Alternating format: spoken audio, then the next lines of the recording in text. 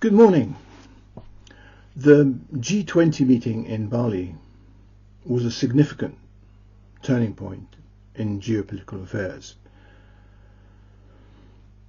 The view that is commonly held by China and Russia about a world order based on international law, on the Charter of the United Nations and thus on the community of nations, the will of the community of nations, is what prevailed in the language of the joint declaration. The standard language normally used in US and G7 communiques about the world order as a rules-based international order. The rules-based international order, which is what the US created and is supposed to protect, that language was ditched. The declaration refers to international law and the multilateral system that safeguards peace and stability, and this which justifies the purposes and principles in the Charter of the United Nations. If we go back to the Bush-Cheney doctrine of a unipolar world at the beginning of this century, the whole idea of the United Nations was anathema. The Biden-Harris doctrine, on the other hand, seems to be moving away from that stance in recognition of new realities. Indeed, after the declaration, neither in the US readout of the meeting nor in Biden's remarks to the press was there any mention of the rules-based international order. The joint statement at the Bali conference also said that it deplored the war in Ukraine with all of its deleterious effects on human life and on the world economy. And it referenced the non-binding UN resolution which voted for the withdrawal of Russia from Ukraine. The resolution was passed in March the 2nd, 2022. But the declaration also acknowledged that there was a dissenting view on the causes of the Ukraine war and on the sanctions regime imposed by the United States. Clearly, this dissenting view comprises, quite apart from Russia itself, obviously, China and India. The weight of India's abstention in light of its relationship with Russia is particularly important. In refusing to allow Russia to become almost wholly dependent on China politically in the current circumstances, India is pursuing its self-interest. But in doing so, it is also denying the United States and the Atlanticist bloc any leverage on the future of the Asian continent and its development. It thereby ensures what will become an Asia-centric future for the world, one on which it is obviously staking a claim. But there's also another element. Votes in the UN General Assembly by the smaller nations are determined by almost by exclusively financial and economic links with the major powers. Moralistic terms like deplore, for instance, are bought and paid for by the Atlanticist faction in its war of words with its chosen antagonists.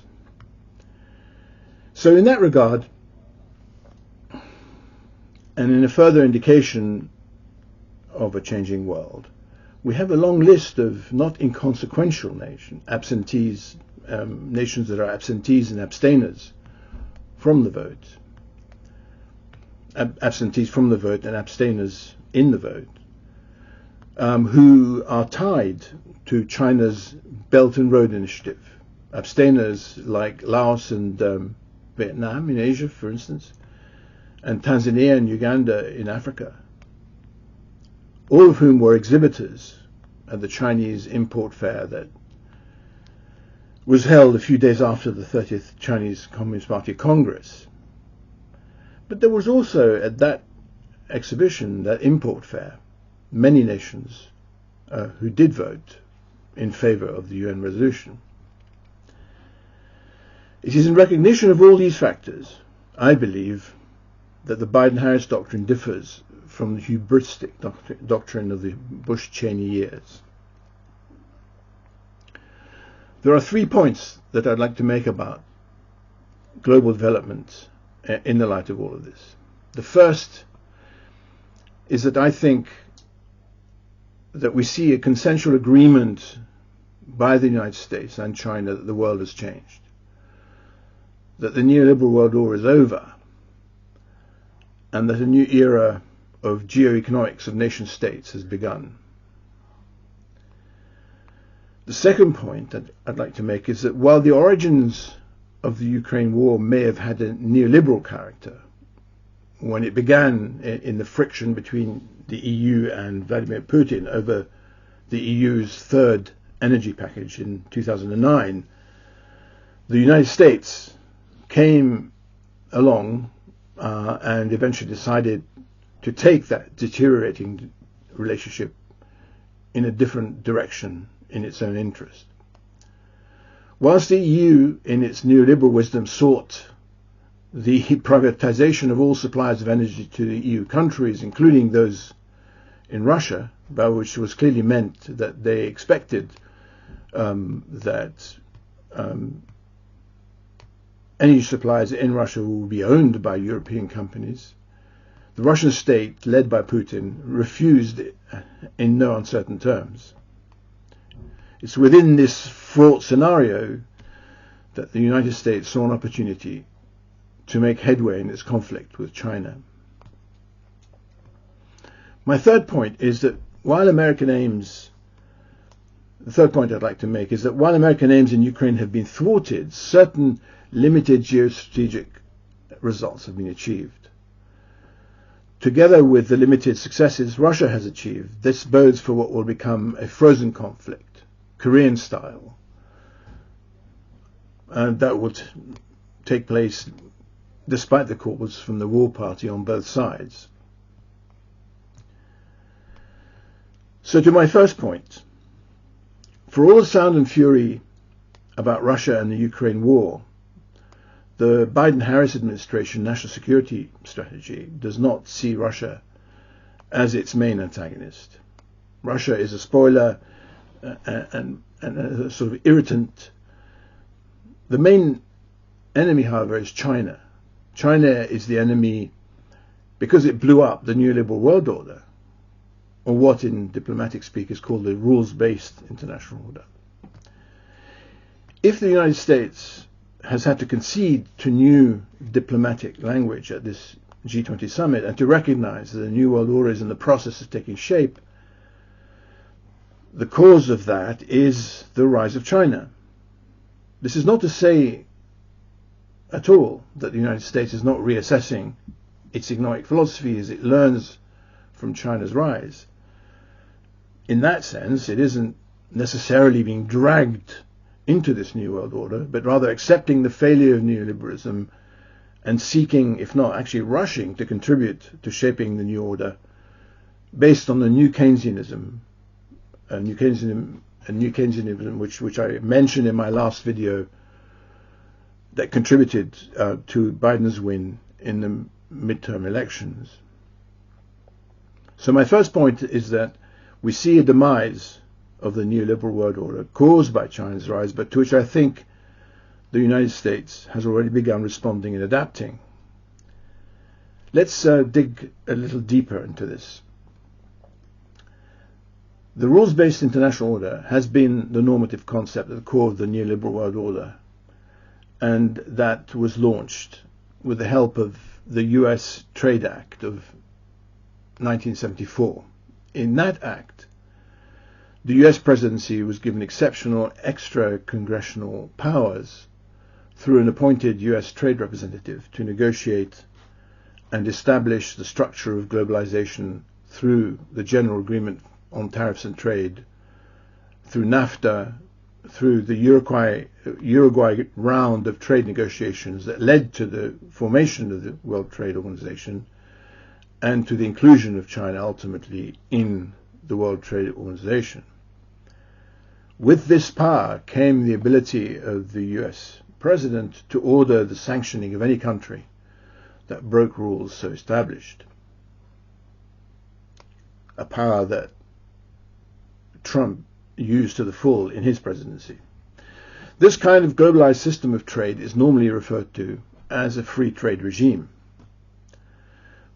But clearly, free trade is fundamentally unfair. It is a fact that it was US multinational corporations that pushed for the Trade Act in the first place.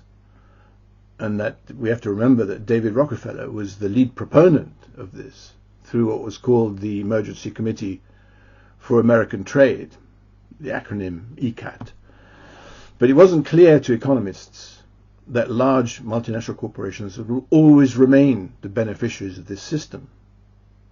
Think of it this way.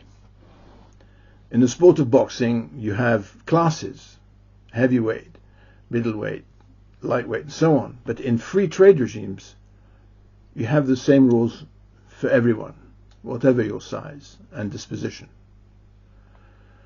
Not surprisingly, recently, the UN Trade Organization, UNCTAD, called out the wretched spirit of monopoly in the modern international trading system that we have at the moment. The multinational corporations have been free to structure their interests globally at the expense of the publics of nation states by hiding their profits in tax havens outside their nation's borders and exploiting the weakness of developing nation states to their advantage. The austerity economics that ensued in their original nation states because of their lack of interest in investing in them has resulted in the new politics that we have seen that brought Trump to power. It was those multinational corporations who lobbied for and were instrumental in bringing China into the World Trade Organization because of the profits they anticipated that they would make from the huge market, the huge Chinese market, and from the use of ultra-cheap, hard-working Chinese labor. It is this that led to the so-called China shock. The China shock, which was credited with the loss of 2.5 million jobs in the United States alone between 1991 and 2007. Of course, on the back of that, multinational corporations made huge profits. It was not just an economic shock, it was a political one, as we have seen with the development of the circumstances that brought about the rise of Trump. But while these multinational corporations determined the policy direction of their helpless nations, it was the Chinese Communist Party that decided China's policy direction. While the multinational corporations in the West were concerned about short-term profits and executive pay, the Chinese Communist Party was concerned with long-term development. It did two things in this regard, that is the Communist Party.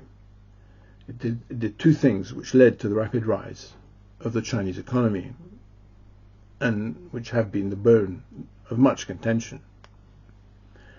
The first was that it fixed the value of its currency, the Chinese currency, the RMB, to the dollar. As Chinese exports grew, the value of the currency should have risen with the exports, but it was kept fixed. The reason for this is that the Communist Party is mostly concerned about employment in China. Its main goal is to provide jobs. That's how it thinks. Increasing the value of the currency would have meant that many low-margin operators, clearly getting business as a result of their low prices, many of these low-margin operators may have had to shut down, causing unwanted unemployment. So keeping the currency fixed meant, on the other hand, that China accumulated a huge surplus as its exports rose exponentially. The IMF, that was responsible really for the matter of the value of currencies of its members, never managed to convince the Chinese government to increase the value of its currency, except by very small amounts and very late. Of course, multinational corporations operating out of China were very happy with the currency levels because they could sell their products cheaply into the American market. By the time the US Treasury wanted to get a grip on the situation and bypass the IMF on this issue, this was by about 2008 when Hank Paulson was Treasury Secretary.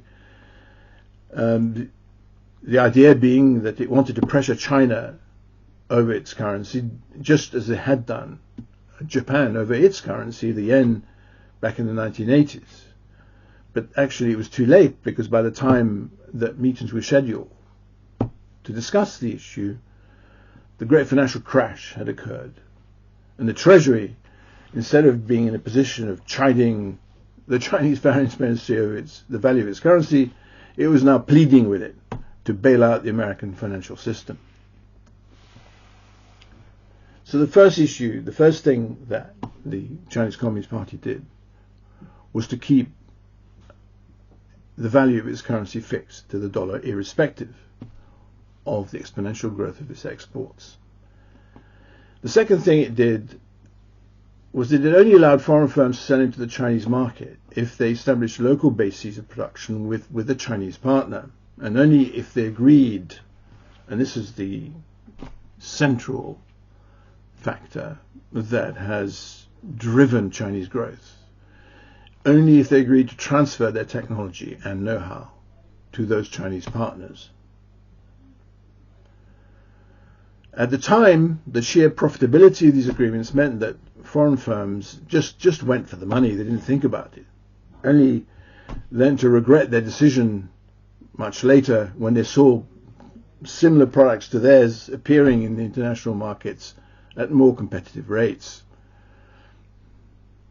Furthermore, many of the Chinese partners of foreign firms were state-owned enterprises. And in 2006, the Chinese government reorganized the state-owned enterprise system by consolidating it in such a way as to cause major changes in their management. It is from those changes, from that period, that we see the development of state-owned enterprises, Chinese state-owned enterprises, as highly flexible, hyper-competitive organizations which are completely unburdened by Western-style executive pay schemes and unconstrained by unnecessary hierarchical reporting structures. And it was only when these formidable Chinese competitors started appearing in great numbers in the international markets, in about 2010, that US firms started seriously lobbying the US presidency, President Obama at the time, about the unfairness of the technology transfer demands of the Chinese government. This period, all this coincided with growing US concerns over China's increasing military assertiveness in its search to secure its trade routes in the South China Sea and beyond. It was then that Obama's pivot to Asia strategy was launched to contain China and to de-emphasize the Middle East, where the US had fought two totally useless and extremely costly wars in Iraq and Afghanistan. As part of this pivot to Asia strategy, and due to the previous failure of the World Trade Organization rules-based order to affect or control Chinese behavior, Obama sought to establish a completely new trade deal, the Trans-Pacific Partnership. This would include all Asia-Pacific nations except China. The idea was to invite China to join only after a new, supposedly gold standard rules-based international order had taken shape in a new agreement, one that China couldn't refuse and therefore would have had to look to change the way it operated. Obama at the time said of the Trans-Pacific Partnership in 2015, we can't let countries like China write the rules of the global economy. We can't let countries like China write the rules of the global economy. We should write those rules. The Trans-Pacific Partnership would have simply been another gift to multinational corporations. And times had changed in America by then. That statement, Obama's statement, was probably neoliberalism's last gasp as Trumpism began to convulse American politics. Trump effectively cancelled the Trans-Pacific Partnership. And since then, Biden has swung towards his new, more Keynesian stance. The interests of multinational corporations are no longer seen as identical. They're important, but they're no longer seen as identical with America's interests in the same way as before. But if there is going to be now a new national industrial policy in the United States, the American public have the Chinese Communist Party to thank for that. I come now to my second point. My second point is a corollary, really, of the first. The Ukraine war may, on the face of it, appear to have been a proxy war by the United States against Russia, but it has been conceived, in my opinion, by the United States essentially as a war against China. The Trump administration's experience has shown that China's sheer economic power makes it really difficult even to have a trade war with China, let alone a hot war. China has become a leading exporter of hundreds of products in which it has a penetration of the world market of over 50% and is, as such, irreplaceable for the majority of multinational corporations who wouldn't choose to move their businesses from there even when faced with very high tariff levels in the United States. Not only was the Trump tariff war with China ineffectual, but Chinese retaliatory tariffs harmed US farming terribly. In fact, much of the current inflation has been caused by the associated disruption. So Biden has had to row back on the more egregious of Trump's decisions and come to an arrangement with China, albeit that he is taking an aggressive stance on preventing China's access to high technology. Even that is proving difficult, however, as we see with several firms that are just changing location. The cooperative language in the Xi-Biden meetings in Bali, in the G20 meetings, are evidence of a multi-layered competitive strategy. These difficulties in addressing the Chinese threat has meant that the Biden administration decided to capitalize on frictions between the EU and Russia to pursue a policy of encirclement of China. So let us go back over what took place with Russia, in the relationship with Russia, in the issues concerning Eastern Europe and Ukraine. After Dmitry Medvedev, who was president of Russia between 2008 and 2012, after Medvedev sought to get an agreement from the United States on the European security arrangement, where Russia could establish regions in which it said it had privileged interests, Biden, when he was Obama's vice president, rejected the idea out of hand at the Munich Security Conference in February 2009. He said there that sovereign states have a right to make their own decisions and choose their own alliances. So he just poo-pooed the whole idea. This pattern of total rejection of any dialogue continued right up to the presentation of Putin's draft treaties for a new European security architecture 2 months before he ordered the February 2022 invasion of Ukraine. The Obama administration's the Obama administration's direct involvement in the illegal removal of a duly elected president of Ukraine, Viktor Yanukovych, in 2014, and in the formation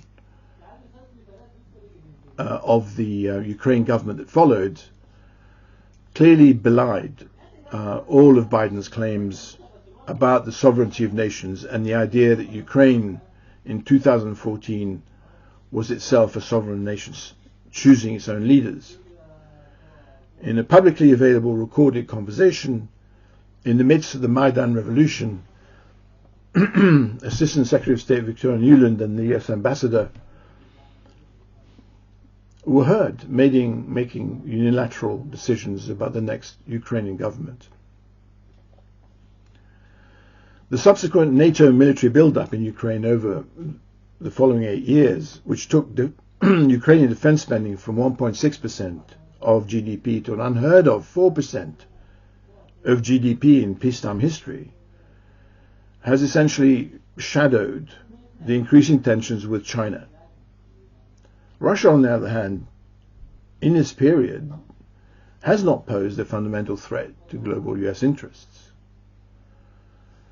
All of these factors and the overwhelming media war against Russia has demonstrated that the intention was to goad Russia into an invasion and to impose a harsh regime of retaliatory sanctions to seek to bankrupt the Russian economy, to force a pro-American regime change in Moscow and thus to isolate China. Coming to my third point, if we take the war defined in this sense as intending to encircle China, from the US point of view, the cause is lost. The Russian economy and the Putin regime have survived.